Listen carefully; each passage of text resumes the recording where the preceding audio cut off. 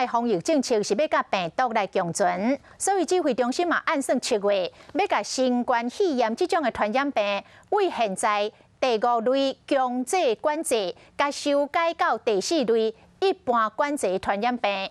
若是确定要来修改，安尼部分防疫保单的理赔金将为5万块落甲剩5000块，上计甚至剩2000块。这是引发到各界热烈的讨论。产险工会嘛按算，这个居家照护者袂当个比较到住院的日夜类理赔，而且因真坚持无爱来接受快筛阳性就是确诊。也毋过寿险工会表示讲，会来接受到所谓健康的证明书。保险公司外口有真侪人伫排队，这是进前收钱要买防疫保险的人。因为确诊人即马是有够侪，防疫政策有改变。指挥中心嘛打算伫7月中旬将新冠肺炎为第5类法定传染病降到第4类，那呢确诊的理赔金就会求水。怎么差这么多？这样好像不合理吧？那个字都那么小，大家应该都不会去看，应该要再去协调吧？觉得他一方面是要帮他们解套了，然后对于先前保的那些人不是很公平。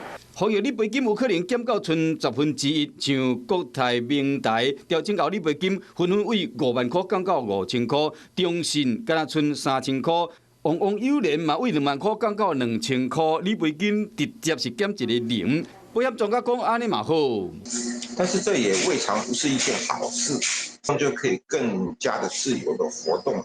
我少领这个3万，少领这个5万，我换一些自由，其实也是未尝不可。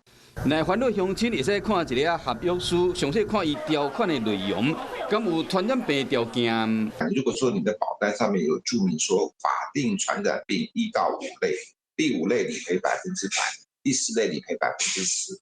如果说有这样的话，它才会缩水。产险工会理事会嘛，将会研究讲未来将袂过只针对轻症人做入院日夜理赔，嘛无要接受快筛阳性就是确诊以及所谓健康证明书。也毋过寿险工会发布上新的声明，表示讲愿意收所谓健康的证明书，也毋过依然保留查核权利。7月份若降级，敢会致使讲保险公司核保速度会变较慢。咱乡亲开钱买保险，未来真正只是转移风险尔，唔通有迄款想要趁钱的想法。